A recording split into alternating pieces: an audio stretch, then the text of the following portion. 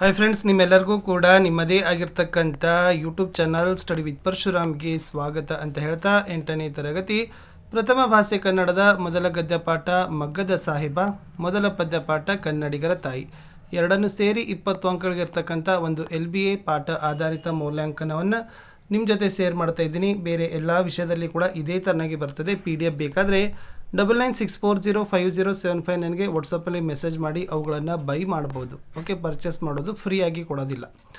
ಉದ್ದಿಷ್ಟಾನುಸಾರ ಪ್ರಾಮುಖ್ಯತೆಯಲ್ಲಿ ಸ್ಮರಣೆಗೆ 5 ಅಂಕ, ಗ್ರಹಿಕೆಗೆ 8, ಅಭಿವ್ಯಕ್ತಿಗೆ 7, ಒಟ್ಟು 20 ಅಂಕ. ಪ್ರಶ್ನವಾರು ಅಂಕ ಹಂಚಿಕೆಗಳನ್ನು ನೋಡೋದಾದರೆ 1 ಅಂಕದು ಇಟ್ ಮೀನ್ಸ್ ವಸ್ತುನಿಷ್ಠ ಮತ್ತು ಅತಿ ಕಿರು ಉತ್ತರ 8 ಅಂಕ, ಕಿರು ಉತ್ತರದ್ದು ಬಂದುಬಿಟ್ಟು 8 ಅಂಕ ಇದ್ದಾವೆ. ದೀರ್ಘ ಉತ್ತರ 3 ಮತ್ತು 4ದ್ದು 7 ಅಂಕ ಇದ್ದಾವೆ. ಸೊ ಟೋಟಲಿ 20 ಮಾರ್ಕ್ ಇದೆ. ಇನ್ನು ಕಠಿಣತೆ ಮಟ್ಟ ಆಧರಿಸಿ ಅಂಕ ಹಂಚಿಕೆಗಳನ್ನು ನೋಡೋದಾದರೆ ಸರಳ 5 ಅಂಕ, ಸಾಧಾರಣ 8 ಅಂಕ, ಕಠಿಣ 7 ಅಂಕ. ಸೊ ಟೋಟಲಿ 20 ಮಾರ್ಕ್ ಇದೆ.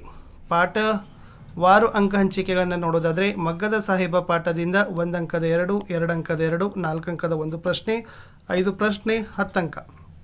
ಕನ್ನಡಿಗರ ತಾಯಿದಿಂದ 1 ಅಂಕದ 3, 2 ಅಂಕದ 2, 3 ಅಂಕದ 1, ಒಟ್ಟು 6 ಪ್ರಶ್ನೆ, 10 ಅಂಕ. ಟೋಟಲಿ 1 ಅಂಕದ 5 ಇದ್ದಾವೆ, 2 ಅಂಕದ 4, 3 ಅಂಕದ 1, 4 ಅಂಕದ 1, 11 ಪ್ರಶ್ನೆಗಳನ್ನು 20 ಅಂಕಗಳಿಗಾಗಿ ನಾವೇನು ಮಾಡಿದ್ದೀವಿ, ಪ್ರಶ್ನೆ ಪತ್ರಿಕೆಯನ್ನು ಸಿದ್ಧವನ್ನು ಪಡಿಸಿದ್ದೀವಿ. ಸೊ ನಾನು ಈ ಪ್ರಶ್ನೆ ಪತ್ರಿಕೆಯನ್ನು ನಿಮ್ಗೆ ಏನು ಮಾಡ್ತೀನಿ ಅಂತಂದರೆ ಕೀ ಉತ್ತರದ ಪುಟಕ್ಕೇನೆ ಕರೆದುಕೊಂಡು ಹೋಗ್ತೀನಿ. Yes, it's a very most important ಆಗಿರ್ತಕ್ಕಂಥ ಪ್ರಶ್ನೆ ಪತ್ರಿಕೆ ಮತ್ತು ಕೀ ಉತ್ತರ ಇತ್ತು. ಸೊ ಮಗ್ಗದ ಸಾಹೇಬ ಮತ್ತು ಕನ್ನಡಿಗರ ತಾಯಿ ಅಂತಕ್ಕಂಥದ್ದು ಇದೆ. ಸೊ 8ನೇ ತರಗತಿ ಪ್ರಥಮ ಭಾಷೆ ಕನ್ನಡದಲ್ಲಿರ್ತಕ್ಕಂಥ LBA. ಫಸ್ಟ್ ಮೇನ್ಸಲ್ಲಿ ಬಹು ಆಯ್ಕೆ ಪ್ರಶ್ನೆಗಳು ಒಂದಿದ್ದಾವೆ, ಪ್ರತಿ ಸರಿಯಾದ ಉತ್ತರಕ್ಕೆ ಒಂದಿತ್ತು. ಪ್ರಶ್ನೆ ಇತ್ತು, ಕನ್ನಡ ವರ್ಣಮಾಲೆಯಲ್ಲಿರುವ ಒಟ್ಟು ಅಕ್ಷರಗಳ ಸಂಖ್ಯೆ ಅಂತ ಕೇಳಿದ್ದಾರೆ.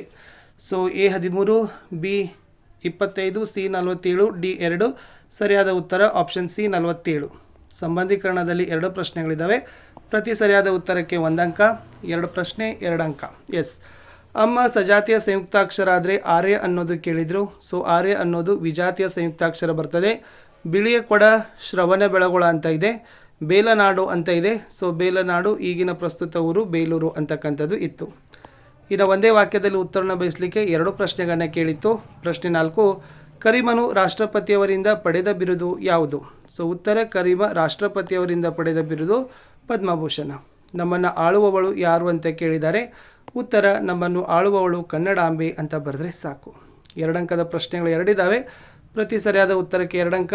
ಇದನ್ನು 3 ಅಥವಾ 4 ವಾಕ್ಯಗಳಲ್ಲಿ ನೀವು ಏನು ಮಾಡಬೇಕು, ಉತ್ತರಗಳನ್ನು ಕೊಡಬೇಕು. ಪ್ರಶ್ನೆ 6, ಹುಸೇನ್ ಸಾಹೇಬರ ವ್ಯಕ್ತಿತ್ವವನ್ನು ವಿವರಿಸಿರಿ ಅಂತ ಕೇಳಿದ್ದಾರೆ. ಎಸ್, ಹುಸೇನ್ ಸಾಹೇಬರು ಜನಪ್ರಿಯ ಹಾಗೂ ಧನವಂತ ವ್ಯಕ್ತಿಯಾಗಿದ್ದರು. ಅವರು ಮಸೀದಿ ಮಾತ್ರವಲ್ಲ, ದೇವಸ್ಥಾನವನ್ನು ಕಟ್ಟಿಸಿದರು. ಇನ್ನು ಕನ್ನಡದ ಕವಿಶ್ರೇಷ್ಠರ ಹಿರಿಮೆ ಏನು ಅಂತ ಕೇಳಿದ್ದಾರೆ.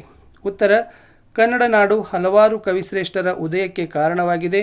ಕೊಂಡಕುಂದಾಚಾರ್ಯರು, ಮಧ್ವಾಚಾರ್ಯರು, ಬಸವಣ್ಣನವರಂಥ ಆಚಾರ್ಯರು, ನೃಪತುಂಗ, ಪಂಪ, ರನ್ನ, ಲಕ್ಷ್ಮೀಶ, ಜನ್ನ, ಷಡಕ್ಷರಿ, ಮುದ್ದನದಂಥ ಮುಂತಾದ ಶ್ರೇಷ್ಠ ಕವಿಗಳು ಇಲ್ಲಿ ಜನಿಸಿದ್ದಾರೆ. ಹಾಗೆಯೇ ಪುರಂದರದಾಸರಂಥ ದಾಸಶ್ರೇಷ್ಠರು, ವಿದ್ಯಾರಣ್ಯರಂಥ ಮಹಿಮರು ಈ ಕನ್ನಡ ತಾಯಿಯ ಹೊನ್ನಿನ ಗನಿಯಂತಹ ಗರ್ಭದಲ್ಲಿ ಜನಿಸಿರುವುದು ಹಿರಿಮೆಯಾಗಿದೆ ಅಂತ ಬರೆದ್ರೆ ಸಾಕು. ಇನ್ನು ಕವಿಕಾವ್ಯ ಪರಿಚಯ ಬರೀಬೇಕು, 2 ಅಂಕ. ಪ್ರಶ್ನೆ 8, ಬಾಗಲೋಡಿ ದೇವರಾಯ. ಉತ್ತರ ಇತ್ತು, ಬಾಗಲೋಡಿ ದೇವರಾಯರು 1927ರಲ್ಲಿ ದಕ್ಷಿಣ ಕನ್ನಡ ಜಿಲ್ಲೆಯ ಬಾಗಲೋಡಿಯಲ್ಲಿ ಜನಿಸಿದರು. ಶ್ರೀಯುತರು ಹುಚ್ಚು ಮನಸ್ಸಿನ ಮುನ್ಸಿಪ್ ಮತ್ತು ಇತರ ಕಥೆಗಳು, ಆರಾಧನಾ, ರುದ್ರಪ್ಪನ ರೌದ್ರ ಮತ್ತು ಇತರ ಕೃತಿಗಳನ್ನು ರಚಿಸಿದ್ದಾರೆ ಅಂತ ಬರೆದ್ರೆ ಸಾಕು. ಪದ್ಯ ಪೂರ್ಣ ಮಾಡಬೇಕು. 2 ಅಂಕಕ್ಕೆ 9ನೇ ಪ್ರಶ್ನೆ. ಜೈನರಾಧದಿಂದ ಹಿಡಿದು ವಿದ್ಯಾರಣ್ಯರವರೆಗೆ ಇದೆ. ಜೈನರಾದ ಪೂಜ್ಯಪಾದ ಕೊಂಡಕುಂದವರ್ಯರ, ಮಧ್ವಯತಿಯ ಬಸವಪತಿಯ ಮುಖ್ಯ ಮತಾಚಾರ್ಯರ, ಶರ್ವಪಂಪರನ್ನರ, ಲಕ್ಷ್ಮೀಪತಿ ಜನ್ನರ, ಷಡಕ್ಷರಿ ಮುದ್ದನ್ನರ, ಪುರಂದರವರಣ್ಯರ, ತಾಯಿ ನಿನ್ನ ಬಸಿರೆ ಹೊನ್ನಗನಿ ವಿದ್ಯಾರಣ್ಯರ ಅಂತ ಇತ್ತು. ಇನ್ನು ಒಂದು ಗಾದೆ ಮಾತವನ್ನು ಮಹತ್ವದೊಂದಿಗೆ ವಿಸ್ತರಿಸಿ ಬರೀಬೇಕಂತ ಕೇಳಿದರು. 3 ಅಂಕಕ್ಕೆ ಮಾತು ಬೆಳ್ಳಿ ಮೌನ ಬಂಗಾರ ಇಲ್ಲವೇ ಕೈ ಕೆಸರಾದರೆ ಬಾಯಿ ಮೊಸರು. ನಾನಿಲ್ಲಿ ಮಾತು ಬೆಳ್ಳಿ ಮತ್ತು ಮೌನ ಬಂಗಾರದ ಉತ್ತರವನ್ನು ಕೊಟ್ಟಿದ್ದೀನಿ. ಮಾತು ಬೆಳ್ಳಿ ಮೌನ ಬಂಗಾರ ಎಂಬ ಗಾದೆ ಮಾತು ಮಾತಿನ ಮಹತ್ವ ಮತ್ತು ಮೌನದ ಮೌಲ್ಯವನ್ನು ತಿಳಿಸ್ತದೆ. ಸರಿಯಾದ ಸಮಯದಲ್ಲಿ ಸರಿಯಾದ ಮಾತನಾಡೋದು ಉತ್ತಮ ಗುಣ.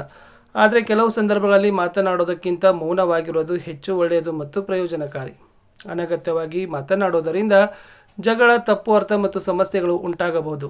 ಆದ್ದರಿಂದ ಯೋಚಿಸಿ ಮಾತನಾಡಬೇಕು ಮತ್ತು ಅಗತ್ಯವಿಲ್ಲದ ಸಂದರ್ಭದಲ್ಲಿ ಮೌನವನ್ನು ಪಾಲಿಸಬೇಕು. ಮನುಷ್ಯನ ವ್ಯಕ್ತಿತ್ವವನ್ನು ಅವನ ಮಾತು ಮತ್ತು ಮೌನ ಎರಡೂ ನಿರ್ಧರಿಸುತ್ತದೆ. ಹೀಗಾಗಿ ಮಾತಿಗೆ ಮಿತಿರಬೇಕು ಮತ್ತು ಮೌನದ ಮೌಲ್ಯವನ್ನು ಅರಿತು ನಡೆದುಕೊಳ್ಳಬೇಕು. 4 ಮಾರ್ಕರ್ ಕ್ವಶನ್. 8th ವಾಕ್ಯದಲ್ಲಿ ಉತ್ತರಗಳನ್ನು ಬರೀಬೇಕು. 4 ಅಂಕ. ಕರೀಮ ಧನವಂತನಾದ ಬಗ್ಗೆ ಹೇಗೆ ವಿವರಿಸಿರಿ. ಉತ್ತರ: ಮಹಾತ್ಮ ಗಾಂಧಿಯವರ ಪ್ರೇರಣೆಯಿಂದ ಕೆಲವು ಶಾಲೆಗಳಲ್ಲಿ ನವೀನ ಶಿಕ್ಷಣ ಆರಂಭವಾಯಿತು. ಆ ವ್ಯವಸ್ಥೆಯಲ್ಲಿ ವಿದ್ಯಾರ್ಥಿಗಳಿಗೆ ಹಲವು ತರಹದ ಔದ್ಯೋಗಿಕ ಶಿಕ್ಷಣವನ್ನು ಕೊಡುವುದು, ಕೆಲವರಿಗೆ ಮಗ್ಗದ ಕೆಲಸವನ್ನು ಕಲಿಸತೊಡಗಿದ್ದರು. ಹುಡುಗ ಕರೀಮ ಮಗ್ಗದ ಕೆಲಸವನ್ನು ಮೀನು ನೀರಿನಲ್ಲಿ ಈಜುವಷ್ಟೇ ಸುಲಭವಾಗಿ ಕಲಿತು ಬಹು ನಿಪುಣವಾಗಿ ಬಿಟ್ಟ. ಕರೀಮ ಶಾಲೆಯ ಮಗ್ಗದಲ್ಲಿ ಒಂದು ಪರಿವರ್ತನೆಯನ್ನು ತನ್ನದೇ ಬುದ್ಧಿವಂತಿಕೆ ಹಾಗೂ ಕೌಶಲ್ಯದಿಂದ ಮಾಡಿಬಿಟ್ಟಿದ್ದ. ಅದರ ಫಲಸ್ವರೂಪವಾಗಿ ಸರ್ಕಾರದಿಂದ ಅವನಿಗೆ ಒಂದು ಬೆಳ್ಳಿಯ ಪದಕವು, ಒಂದು 100 ರೂಪಾಯಿಯ ಬಹುಮಾನವೂ ಬಂದವು. ಸಣ್ಣ ಪ್ರಾಯದಲ್ಲೇ ಮಗ್ಗದ ಸಹಕಾರಿ ಸಂಘವೊಂದನ್ನು ಸ್ಥಾಪಿಸಿ ಅವನೀಗ ಅದರ ಅಧ್ಯಕ್ಷನಾಗಿದ್ದ. ಸಾಕಷ್ಟು ಯಶಸ್ವಿಯಾದವನಂತನೂ ಆದನು. ಅದು ಹೊಸ ಸುಧಾರಣೆಗಳನ್ನು ಅಲ್ಲದೆ ಮಗ್ಗದ ಯಂತ್ರದ ಪ್ರಯೋಗದಲ್ಲಿ ಹೊಸ ಪರಿವರ್ತನೆಗಳು ತಂದು ಹೆಸರು ಮಾಡಿದನು. ಕರೀಮನ ಸಾಧನೆ ಗುರುತಿಸಿ ರಾಷ್ಟ್ರಪತಿಯವರು ಪದ್ಮಭೂಷಣ ಬಿರುದನ್ನು ಕೊಟ್ಟರು. ಹೀಗೆ ಕರೀಮ ಮಗ್ಗದ ಹುಸೇನ ಸಾಹೇಬರ ಹೆಸರಿಗೆ ಕೀರ್ತಿಯನ್ನು ತಂದನು ಅಂತ ಬರೆದ್ರೆ ಸಾಕು. ಇಷ್ಟು 8th ಫಸ್ಟ್ ಕನ್ನಡ ಪಾಠ ಮಗ್ಗದ ಸಾಹೇಬ ಮತ್ತು ಕನ್ನಡಿಗರ ತಾಯಿ ಅಂತಕ್ಕಂಥದ್ದು LBA ಕ್ವಶನ್ ಪೇಪರ್ ಇತ್ತು. ಸಿಗ್ತೀನಿ ಹೊಸ ಪಾಠದಲ್ಲಿ. ಅಂಟಿಲ್ ಟೇಕ್ ಕೇರ್, ಬಾಯ್.